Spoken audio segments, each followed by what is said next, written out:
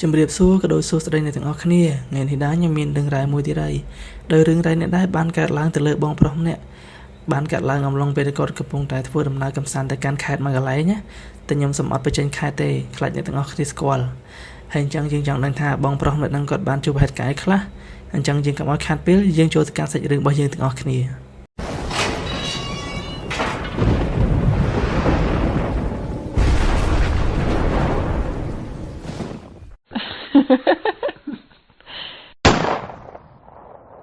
ារឿងរ៉ាវថ្ងៃនេះខ្ញុំទទួលបានពីបងប្រុសម្នាក់ដែលគាត់មានឈ្មោះថាសនអ្នកទាំងអស់គ្នាដោយបងសនហ្នឹងគឺគាត់មានការងារធ្វើនៅភ្នំពេញអញ្ចឹងទៅណាហើយរឿងរ៉ាវនេះដែរមិនកើតឡើងនៅក្នុងភ្នំពេញទេអ្នកទាំងអស់គ្នាគឺកើតឡើងអំឡុងពេលដែលបងសនហ្នឹងធ្វើដំណើរកម្សាន្តទៅកាន់ខេត្តសមុទ្រមួយកន្លែងខ្ញុំសូមប្រហាប់តែប៉ុណ្្នឹងទេណាអត់ចង់ឲ្យប៉ះពាល់ខេត្តគេទេដឹងតែខេត្តមានសមុទ្រមានអីចឹងទៅដោយតាមសាច់រឿងហ្នឹងបងសននៃសង្សាររបស់គាត់ហ្នឹងបបួលគ្នាដើរលេងហើយតមកទៅគាត់សួរសង្សារគាត់ថាអូនឯងចង់ទៅខេត្តណាតមកទៅសង្សារគាត់ថាទៅខេត្តចិត្តភ្នំពេញទៅបានហើយទៅសមុទ្រអីចឹងទៅលេងថ្ងៃសុកអីចឹងទៅណាហើយចាំល្ងាចថ្ងៃអាទិត្យចាំយើងមកវិញហើយបងសនលឺចឹងទៅគាត់ក៏អូខេគាត់អត់ប្រកែកទេអ្នកទាំងអស់គ្នាទៅសារតាវាចិត្តភ្នំពេញមែនហើយគាត់ចង់ទៅខេត្តហ្នឹងដែរចឹងទៅណាហើយបងសនហ្នឹងក៏បានសួរសង្សារគាត់ថាចង់បបួលណាគេទៅដើរលេងជាមួយអត់បន្ទាប់មកទៅសង្សារថាបបួលណាគេបបួលទៅមិត្តភក្តិបងឯងណាបបួលទៅបានគ្នាកុំឲ្យទៅតែតោពីអ្នកសង្សារចឹងទៅមើលទៅដូចឯកោចឹងទៅណាដល់ពេលទៅបងសនថាអូខេចឹងជាមួយចាំបបួលមិត្តភក្តិបងអញ្ចឹងទៅក៏លោពួកវាចង់ទៅអញ្ចឹងទៅណាហើយខ្ញុំនិយាយសង្សារគាត់ថ្ងៃហ្នឹងភ្លេចប្រាប់ឈ្មោះសង្សារគាត់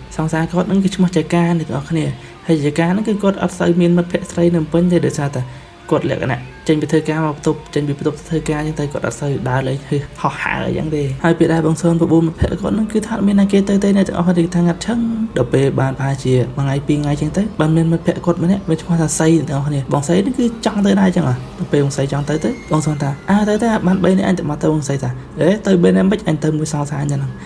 ទៅបាន2គូអញ្ចឹងមកបងគិតថាមានតែគេទៅឥឡូវបាន2គូហើយបងសន1គូបងសៃ1គូឈ្មោះស្ឌីងគ្នាទៀតមិត្តភក្តិគេហើយឥឡូវក៏បានដល់ថ្ងៃចេញតាណាអ្នកទាំងអស់គ្នាដល់ពេលដល់ថ្ងៃចេញតាណាទៅពួកគាត់ចេញពីល្ងាចថ្ងៃសុក្រគាត់បានណាត់គ្នាហើយថាល្ងាចថ្ងៃសុក្រយើងចេញពីធ្វើការយើងចេញទៅមកដោយសារតែកៅគាត់ហ្នឹងគឺរៀបទុកហើយចុះណាត់គ្នាត្រូវដើរលេងអញ្ចឹងគេ plan គេហើយអស់ហើយមិនថាកន្លែងគេមិនថាអីទៅគេ plan អស់ហើយគេកក់គេឲ្យ booking អស់ហើយដល់ពេលទៅនិយាយទៅថ្ងៃសុក្រហ្នឹងគេចាំចេញតាណាហ្មងហើយពេលដែលគាត់ចេញតាណាហ្នឹងគឺថាម៉ោង6ល្ងាចទេអ្នកទាំងអស់គ្នាដោយសារតែគាត់នឹងងូតទឹកងូតអីឲ្យពេលចេញពីធ្វើការគាត់ចេញដំណើរទៅពីភ្នំពេញហ្នឹងគឺម៉ោង6ល្ងាចហើយជិះពីភ្នំពេញទៅខេត្តមួយហ្នឹងគឺថាជិះតែ2ម៉ោងទេអ្នកទាំងអស់គ្នាលេងគាត់ចេញតាណាប្រហែលជាម៉ោង6ចឹងទៅដល់ពេលចេញតាណាបានម៉ោង7ជាងលេងស្រាប់តែកង់ឡានរបស់បងសនហ្នឹងគឺថាបែកអ្នកទាំងអស់គ្នាហើយគាត់ថាចេះកង់ឡានរបស់គាត់គឺថាទៅម្ដូរថ្មីជ្រៅលេងបែកហ្មងអ្នកទាំងអស់គ្នាខ្ទប់ភឹងហ្មងមិនមុតអីគោលអីធ្លាយទេណាអាហ្នឹងគាត់អត់យល់ដែរពេលចឹងតែក៏មិនសូវអីដែរអ្នកទាំងអស់គ្នាដោយសារតែបែកហ្នឹងចំទីប្រជុំជនចឹងមានការ៉ាស់ឡានមានអីចឹងទៅហើយបងសនក៏បានយ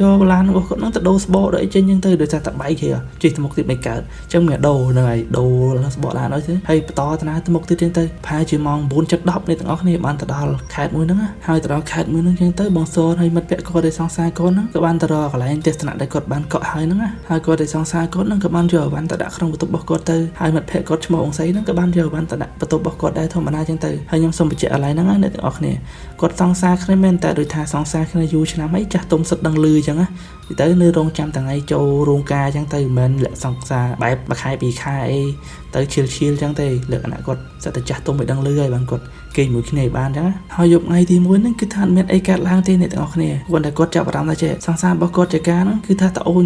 ស្អុយតែបន្ទប់ទឹកស្អុយតែមកទៅសនណាមិនដែលបោកមានធំអីហ្នឹងហើយលឺតែចកាទិញចឹងយប់ហ្នឹងហើយឥឡូវពេលព្រឹកហ្នឹងក៏បានមកដល់ពួកគាត់ក៏បានទៅដើរលេងកន្លែងណាគេល្បីចឹងទៅគាត់មើលតាម TikTok មើលគេ review រីហ្នឹងគាត់ដើរលេងជិះឡានមួយមិត្តភក្តិមួយសង្សារគាត់ចឹងទៅតែជិះតាមឡានទេអ្នកនរគ្នាគាត់ជិះទៅ2ឡានតែគាត់ពេលដើរលេងហ្នឹងគាត់ជិះតាមឡានទេដោយសារតែគាត់អត់ចង់ជិះ2ឡានឲ្យប្រហិនលុយចឹងទៅណាប្រហិនសាំងចឹងទៅហើយណាមួយចង់ជិះបានគ្នាច្រើនទៅជំនុំគ្នាលេងចឹងសប្បាយតាមផ្លូវហើយបន្ទាប់មកទៅគាត់ក៏បានរកកន្លែងហូបអីអ្នកទាំងអស់គ្នាហើយពេលអង្គុយហូបអីហ្នឹងចែកការគាត់នៅឆ្ងល់ទៀតអ្នកនរគ្នាគាត់សួរបន្ទប់បងសៃគាត់សួរសង្សារបងសៃគាត់សួរថាចុងឯបន្ទប់ហ្នឹងមានធំទេអត់បន្ទប់ឯងស្អុយមិនទេនេះបន្ទប់ទឹកមិនស្អុយទេស្អុយឡើងបន្ទប់ទឹកដូចគៀកដែរដុសដែរអីចឹងហើយបន្ទាប់មកទៅសង្សារបងសៃគាត់ថាបន្ទប់ខ្ញុំមានអីហ្នឹងអត់មានក្លិនមានអីហ្នឹងមកពីចំមុខមានបញ្ហាហ្នឹងគាត់ចេះនិយាយលេងសើចចឹងទៅណាបន្ទាប់មកទៅសង្សារបងសនថាអូយគ្មានទេធំមកហ្នឹងសង្សារខ្ញុំគាត់ធំណាស់ហ្នឹងគាត់ប្រាប់ថាបងសនហ្នឹងក៏ធំដូចគាត់ចឹងដែរបន្ទប់ទឹកហើយពេលចកានិយាយមួយសង្សារបងសៃនិយាយទៅបងសនហ្នឹងក៏បានដើរមកដល់ តែអស់គ្នាពេលគាត់ដើរមកដល់ទេគាត់មិនលឺគាត់លឺថាអូយធំហ្នឹងយកមិនតែធំតិចតិចចាំមើលឡងថ្ងៃហ្នឹងមកឡើងបាត់ធំអញ្ចឹងទៅណា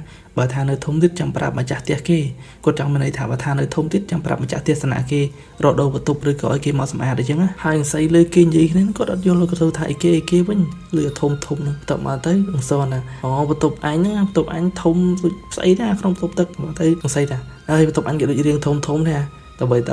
អង្សរណាស៊ូធំអីគេទុំផោមអញដេកផោមអើគេសាយអស់គ្នាគាត់និយាយលេងអញ្ចឹងណាហើយពួកគាត់ហ្នឹងក៏បានញ៉ាំអីទៅអ្នកនរគ្នាដល់ពេលញ៉ាំហើយដើរលេងហើយរួចទៅក៏បានមកផ្ទះស្នាក់វិញដល់ពេលមកផ្ទះស្នាក់វិញចាប់ដើមធំhơnខ្លាំងជាងមុនទៀតអ្នកនរគ្នាដល់ពេលបន្ទប់បងសូនគាត់ធំអញ្ចឹងទៅហើយចកាហ្នឹងគាត់ត្អូនធំដែរទៅមកទៅគាត់ក៏បានទៅប្រាប់ម្ចាស់ផ្ទះស្នាក់ហ្នឹងថាបន្ទប់គាត់ធំណាស់នៅកាទេសុំដូរបន្ទប់ហើយបន្ទប់មកទៅម្ចាស់ផ្ទះស្នាក់ហ្នឹងថាអូយបន្ទប់ពេញហើយបងអើយអធិស្ឋានផងដូរអត់បានទេឥឡូវចាំឲ្យបុគ្គលិកខ្ញុំទៅសម្អាតទៅអីឲ្យអញ្ចឹងណាលក្ខណៈថាចង់ឲ្យបុគ្គលិកហ្នឹងមកសម្អាតអត់ចង់ឲ្យគាត់ដូរបន្ទប់ទេដោយសារតែអស់ហើយបងសូនហើយចកាហ្នឹងគឺគាត់អត់មានបញ្ហាដែរអ្នកគ្នាឲ្យតែគេមកសម្អាតឲ្យគាត់ឡើងធំអីចឹងទៅគាត់អូខេហើយអាហ្នឹងហើយផែបានមកស្ទុះហ្នឹងក៏មានបុគ្គលិកគេមកសម្អាតឲ្យគាត់ដែរអ្នកអូខេហើយបងសូនហ្នឹងក៏បានដើរទៅបន្ទប់បងសៃអ្នកនរគ្នាដើរទៅបន្ទប់បងសៃហើយគាត់ប្រាប់បងសៃថាចរកអើយបន្ទប់អញស្អុយអីទេឥឡូវបុគ្គលិកគេមកសម្អាតឲ្យនេះហើយបងសៃបានប្រាប់បងសូនវិញថាបន្ទប់អញអត់ស្អុយទេអើយតែដូចលឺអីគ្រិចគ្រុកដូចកដោយទេអាពេលយប់ទៅហើយគាត់និយាយលេងភាសាមិត្តភក្តិគាត់ថាចម្រឹកឲ្យមកដើរលេងហ្នឹងចុះខុសម៉ែមកបន្ទប់10កដែរនេះចង់រកកន្លែងថោកលក្ខណៈថាគាត់ចាប់បានកន្លែងធូរថ្លៃខុសគ្នា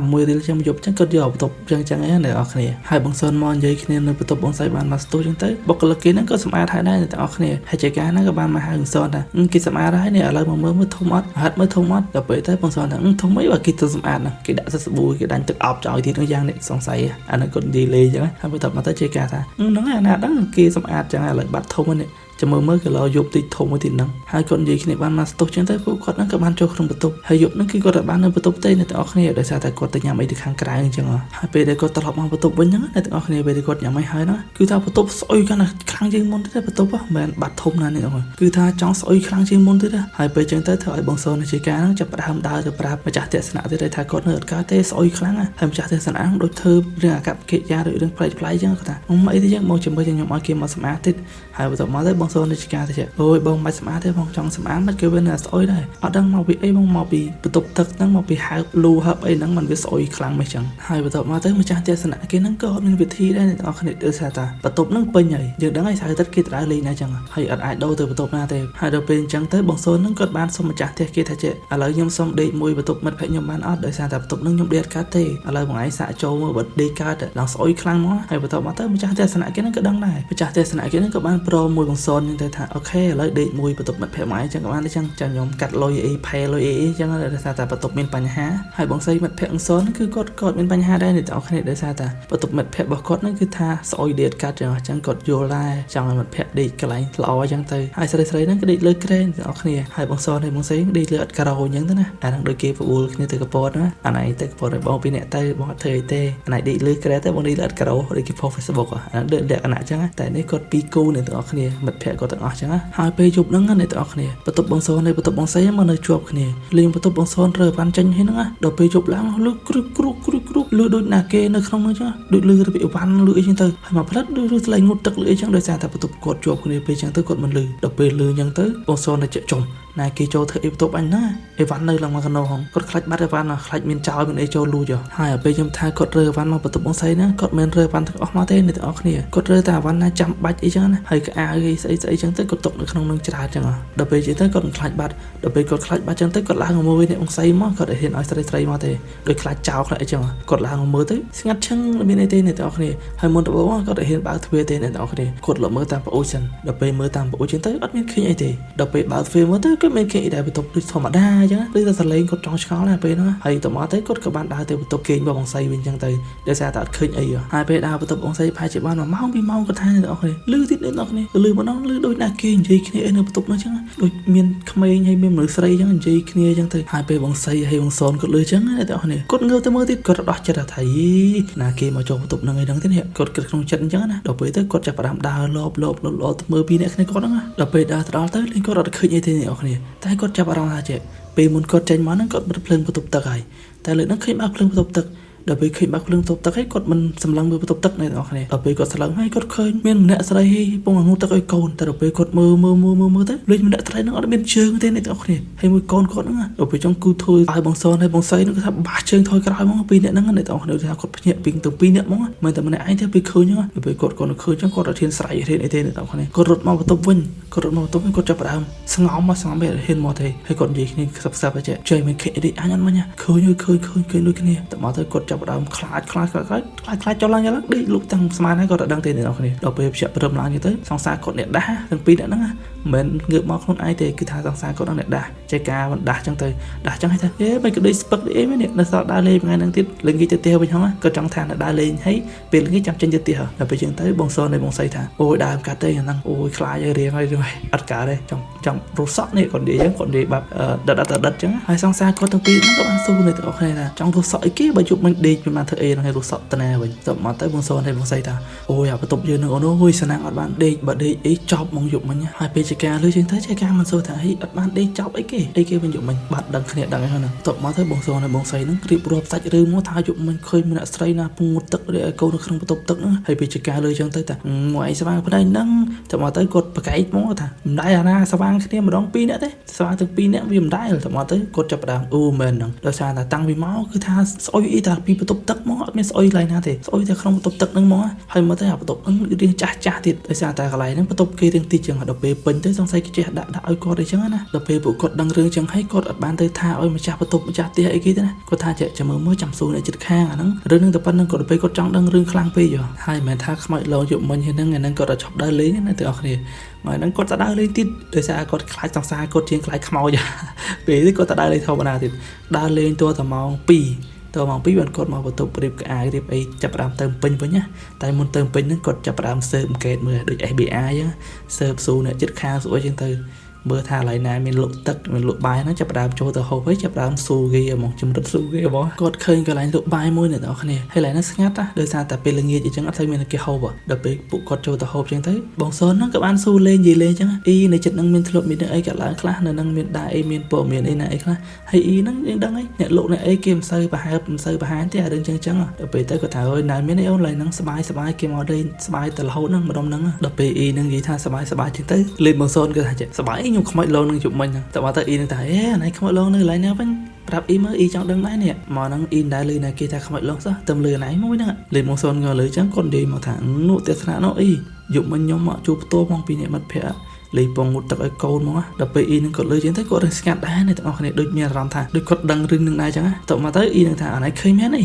ទៅមកទៅបងសូនថាហើយខ្ញុំបើមិនឃើញខ្ញុំមកនិយាយមានរឿងណានិយាយអ៊ីដល់ពេលទៅអ៊ីនឹងថាអូហ្នឹងហើយទស្សនៈហ្នឹងហើយតែយូរឆ្នាំហើយហើយអ៊ីប្រាប់អានេះហ្នឹងអានេះគុំនិយាយប្រាប់គេតទៀតដល់ពេលទៅបងសូនថាហ្នឹងហើយខ្ញុំមាននិយាយណាគេប្រាប់តទៀតខ្ញុំមានប្រាប់ណាគេហើយអ៊ីនឹងចាប់ប្រើនិយាយហ្មងអ្នកទាំងអស់គ្នាគាត់ថាតែពេលទៅផ្ទះហ្នឹងកាលមុនអត់មានអីទេហើយភ្ញៀវនៅតែចូលពេញដដែលហ្នឹងភ្ញៀវនៅចូលពេញចង់លើកដើមមុនពេលកាត់ហេតុហ្នឹងទៀតថាប្រហែលជា 4-5 ឆ្នាំមុនមានគ្រូសាមួយក្រុមហ្នឹងមកដេកនៅទស្សនៈហ្នឹងហើយមែនតែ2នាក់ទេគឺថាដូចលក្ខណៈគេដើរលេងបែបលក្ខណៈគ្រូសាអញ្ចឹងហើយមានប្តីប្រពន្ធមួយគូហ្នឹងដោយសារតែខាងប្រពន្ធហ្នឹងមានផ្ទៃពោះពីអញ្ចឹងទៅធ្វើឲ្យដេកតែ2នាក់ប្តីអញ្ចឹងហើយខាងប្រពន្ធគាត់ហ្នឹងក៏បានទៅចូលបន្ទប់ទឹកដូចលក្ខណៈគាត់បត់ដៃបត់ជើងអញ្ចឹងអ្នកទាំងអស់គ្នាដល់ពេលគាត់បត់ដៃបត់ជើងទៅគាត់ល្អល់ដល់ពេលល្អល់ទៅលេងធ្លាក់ឈាមនៅក្នុងបន្ទប់ទឹកមកដួលលេងអញ្ចឹងហើយពេលដួលហើយហ្នឹងខាងប្រពន្ធហ្នឹងក៏បានស្រែកហៅប្តីស្រែកហៅគេជួយដែរអ្នកទាំងអស់គ្នាដល់ពេលគេមកជួយគាត់អញ្ចឹងទៅគេក៏នាំយកគាត់ទៅពេទ្យអញ្ចឹងណាដល់ពេលនាំទៅដល់ពេទ្យទៅបានដឹងថាគាត់ផុតបាត់ហើយដោយថាតែគាត់ធ្ងន់អីចឹងហើយពេលដួលចឹងទៅអស់ឈាមមកអីច្រើនហើយធ្វើខាងស្ត្រីដែលមានផ្ទៃពោះហ្នឹងគឺថាបាត់បង់ជីវិតអ្នកទាំងអស់គ្នាតែបាត់បង់ជីវិតនៅទីពេទ្យតែខាងក្រុមគ្រួសាររបស់គាត់ហ្នឹងក៏បានមកធ្វើបុណ្យមកខាពលឹងអីនៅកន្លែងទប់ទឹកទស្សនៈដែរអ្នកទាំងអស់គ្ន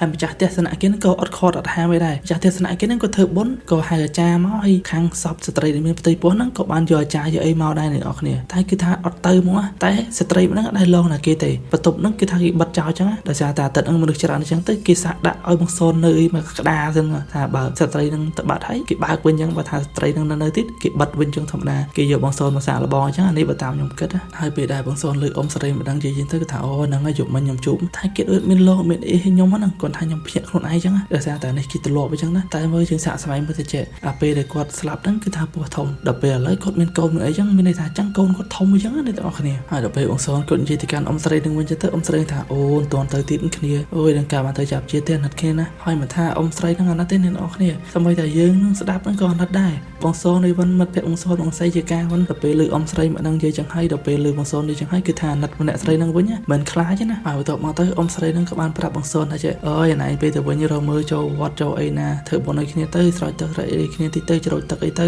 គីឡូគ្នាត្រូវការបុណ្យដើម្បីឲ្យចាប់ជាតិចឹងណាហើយក្រុមគ្រួសារក៏មិនដឹងថាគ្នាទៅចាប់ជាតិដែរបើថាដែរបានមកធ្វើបុណ្យហ្នឹងអ៊ំស្រីមិនដឹងថាគ្រួសារខាងស្ត្រីមានផ្ទៃពោះហ្នឹងដែរឃើញមកធ្វើបុណ្យនៅទស្សនៈហ្នឹងឲ្យតិចទេថាក្រែងចិត្តទស្សនៈអីគេចឹងអត់ទេកន្លែងគេរកស៊ីរកអីចឹងទៅណាហើយពេលចឹងបងសនៅជាការមិត្តភក្តិគាត់ពីរនាក់ទៀតហ្នឹងគាត់ថាអូយចាំមើលចាំរចូលវត្តណាជ្រោចទឹកជ្រោចអីសិនគីឡូគ្នាចង់បានបុណ្យបានអីចឹងឲ្យបានឲ្យយើងឃើញហ្នឹងហើយបន្ទាប់មកទៅគាត់ក៏បានជិះមកបំពេញវិញអ្នកទាំងអស់គ្នាហើយពេលដែលគាត់ជិះមកបំពេញវិញហ្នឹងគាត់ក៏បានចូលវត្តនៅតាមផ្លូវដែរអ្នកទាំងអស់គ្នាអត់ភ្លេចពាក្យសន្យាទេណាថាចូលធ្វើបុណ្យជ្រោចទឹកអីគេហើយពេលដែលគាត់ជ្រោចទឹកហ្នឹងគាត់ថាគាត់ពិបាកទៅឲ្យទៀតហ្នឹងគាត់ថាវិញ្ញាណស្រីម្នាក់យកមិញនេះជាមួយកូននេះសូមមកទៅផលបុណ្យឲ្យផងខ្ញុំអត់មានចេតនាខ្ញុំមានតាំងចិត្តអីទៅរំខានអីទេដោយសារតែខ្ញុំអត់ដឹងអីចឹងបានទៅកក់បន្ទប់នោះអញ្ចឹងទៅគាត់ជានិយាយរៀបរាប់1 2 5អីចឹងទៅហើយមនុស្សគាត់មិនសូវប៉ិននិយាយហ្នឹងហើយពេលដែលគាត់ជ្រោចទឹកជ្រោចអីហើយទៅគាត់ក៏បានមកជិះមកបំពេញមកអីវិញចឹងទៅហើយអត់មានហេតុការណ៍អីខ្មោចតាមមកដល់បន្ទប់ខ្មោចតាមមកដល់ទីអីទេណាអ្នកនរគ្នាគឺថាតែត្រឹមនឹងចប់គឺថា